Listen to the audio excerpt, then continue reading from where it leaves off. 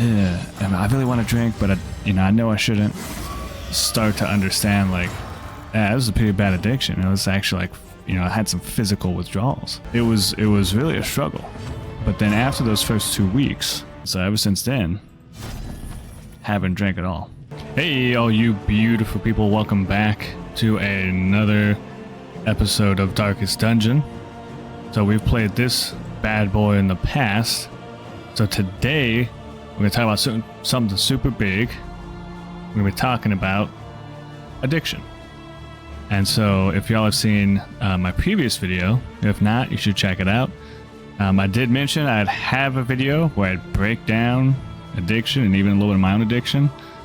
So if you got your own story, or maybe you're working through something yourself, or know someone who is, hey, stay tuned. We're going to walk through the whole process from start to finish. Just my personal journey, especially having been in the military, a lot of stuff associated with that. But we're also going to be playing some Darkest Dungeon, and I haven't played in a long time either. So there's going to be a lot to learn here on both ends of both learning how to master your life through the art of gaming, and also how to play Darkest Dungeons again. So it's been a hot minute. We've added some new stuff too, like Kingdoms right here. Won't be doing that one today, but today we are going to start with something aptly named Confessions. So since there's been an update to this, we're going to hit the new confession, which I love right there where it says, face your failures. Absolutely great game mode for those who have never played Darkest Dungeons before. You'll find out that there's a lot of deep topics and a lot of things that can kind of translate well to what we're going to be talking about today. Remain undeterred. So this is how the game starts.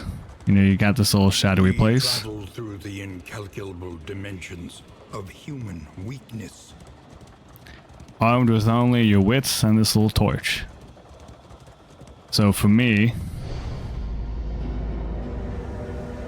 we'll kind of get to some of the background a little bit. Your denial, perched precariously in the murky gloaming. Perfect right here. So there's like 5 different steps. Obviously, I haven't even beaten the first one, but I love how it's called. It's called denial. And so kind of the whole setup for my story, of overcoming alcohol addiction, the very beginning was kind of being in denial. Got out of the military, and you come out with some bad habits. You have cowered in your crumbling denial long enough. And you get to that point to where you realize, like, hey, I'm not going anywhere in life except for to get more alcohol.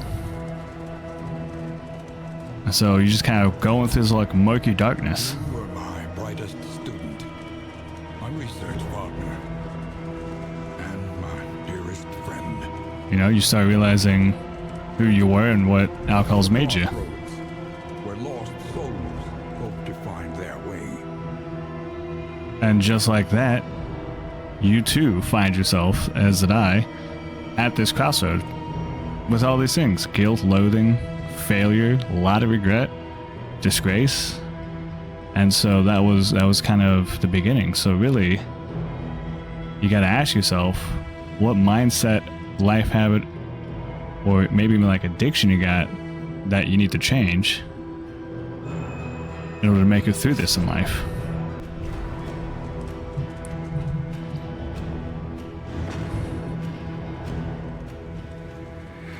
Got our crew rolling out. The time for denial has passed. Just like that. You yourself also know, and as did I, that the time for being in denial was over. Exhausted. Ahead, only trial and tribulation.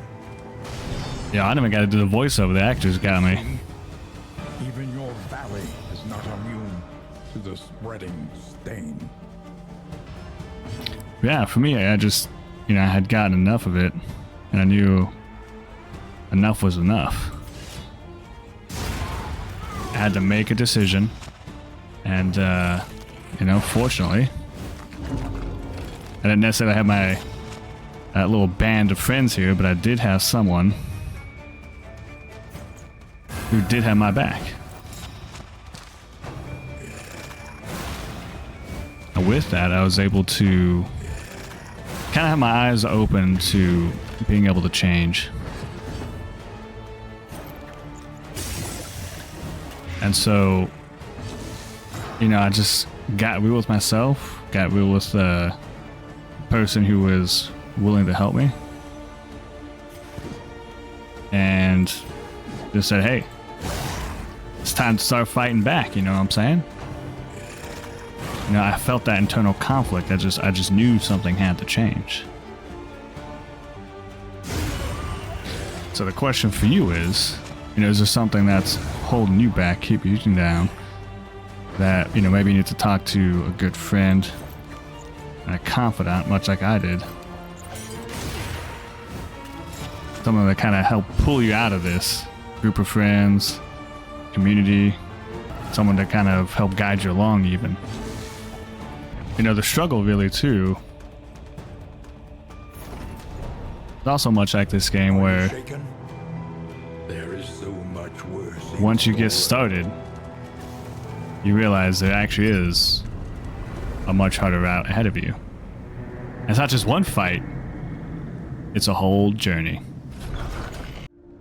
Now, as we prepare ourselves for the next journey ahead, just kind of looking out, that's kind of how I felt in terms of, you know, knew where I was at, had that struggle, and then there was just a catalyst event where, like I said, I just had enough, so I called my good friend, we sat down, and then right then and there, super sweaty, talked her through, and I made a commitment right there. I said, hey, you know what? I can go 90 days without drinking. And it felt like how this looks. Behold, the great Just a massive ruin journey ahead. and a flame. And it really did. It was really like how this looks. Especially during the call, man. I had never been so sweaty in my life before talking about it. But I made that a commitment. And when I did, I said, hey, it's game on. And at first, the first 2 weeks, it was super manual. Like, you like sitting over making decisions like, do I do this? Or, you know, do I not want to do this? Yeah, I really want to drink, but I know I shouldn't. And you really just kind of start to understand, like, this was a pretty bad addiction. It was actually like, you know, I had some physical withdrawals. And, you know, I had to really dig into a lot of things, dig into my faith. You know, for those who do have a faith background, so definitely highly recommend that. On to the next. Had to start changing how I spoke about myself. You know, I know a lot of times people talk about, hey, you know, you gotta admit the problem. But I, you know, just kind of thought to myself, why would I just keep calling myself an alcoholic? So I started saying, hey, you know, I'm a sober man. I don't like drinking. I like staying sober. And so it was really a struggle. But then after those first 2 weeks, you know, I kind of got into the flow of things. And as I got into a flow of things, you know, the thoughts were still in the background. You know, the thoughts never really just magically disappeared. But I was definitely able to just kind of knock them out of my head, you know, just finally land the killing blow on some of those thoughts. And so that transformation was huge. You know, the question I would ask, you know, watching this right now is, you know, what kind of community do you need to seek help from, or person? So that you can team up and fight through, and on the other side be victorious. And because I did have someone who could help me, well, guess what I was doing? As I was reflecting on my day, I was talking to him like essentially daily. Because, you know, I didn't want to fall back. I kept track of the days. And I kept chugging along, knocking through obstacles, barriers, and sticking to it.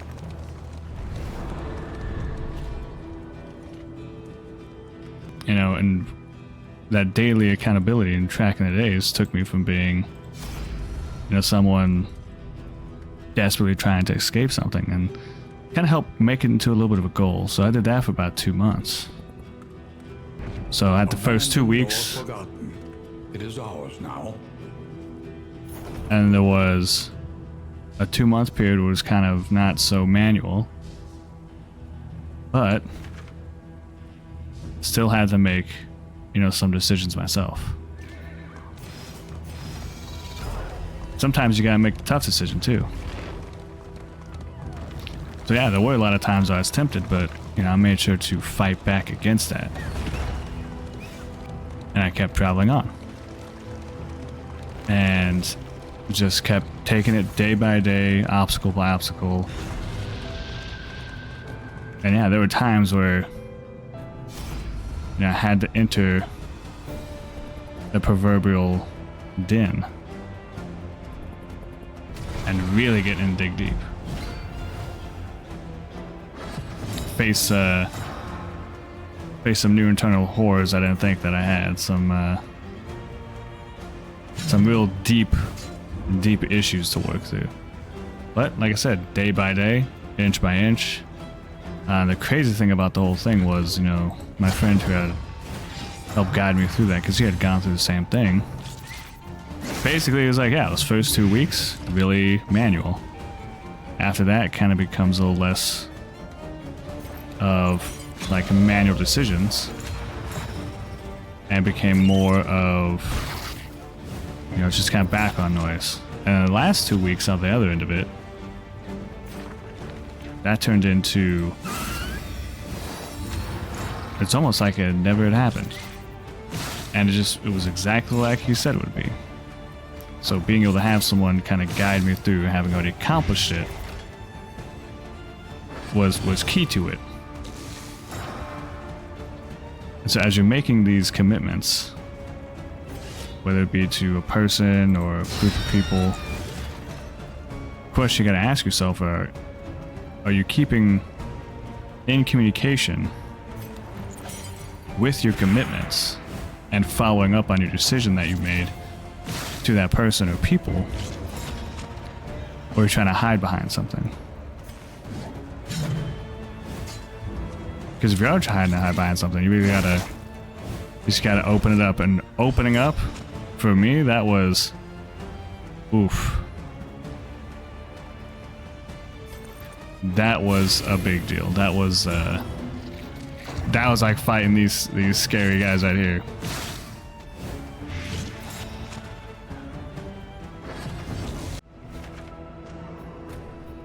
Alright, we are almost at the very end here. And so on my journey, once I made it all the way through, 90 days completed, that like following weekend, I would go to have a drink. And I'm like, you know what? This ain't worth it. This ain't worth the slippery slope. So ever since then, haven't drank at all. You know, I've been sober for about 3 or 4 years now at this point. I think it was about 3 or 4 years. And, you know, it's been absolutely life-changing. Just turned around a lot of things in my life, got me back on track to, you know, some of the goals, got me back on track to, you know, actually enjoying gaming and remembering it. Back on track to getting YouTube going, getting Twitch going, getting some of the other things I got going on going.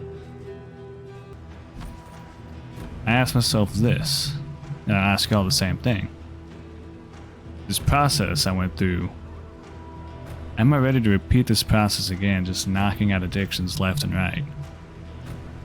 The process of identifying the problem, deciding the change, seeking the kind of help I needed in whichever way that is, staying in communication, and then making that change, walking through that change, walking it out. Because it never really ends.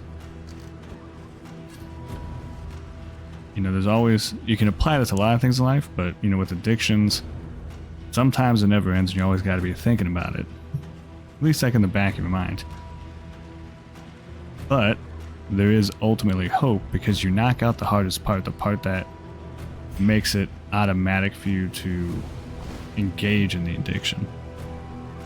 And in my case, with alcohol, it was a total heart change to where it's not a big thing. So, you know, my people in my family still drink. When I say still drink, I mean like they're knocking back the 12-ounce IPA like once in a month. But, you know, never feel, at least till I understand it, awkward with me around. And I've completely knocked it out. So now we're going to see, can we knock this out? So made it all the way through. But that is just one stop Rest tonight. Under the mountains of this journey. And that is it for this part of the journey on overcoming addiction. My personal story.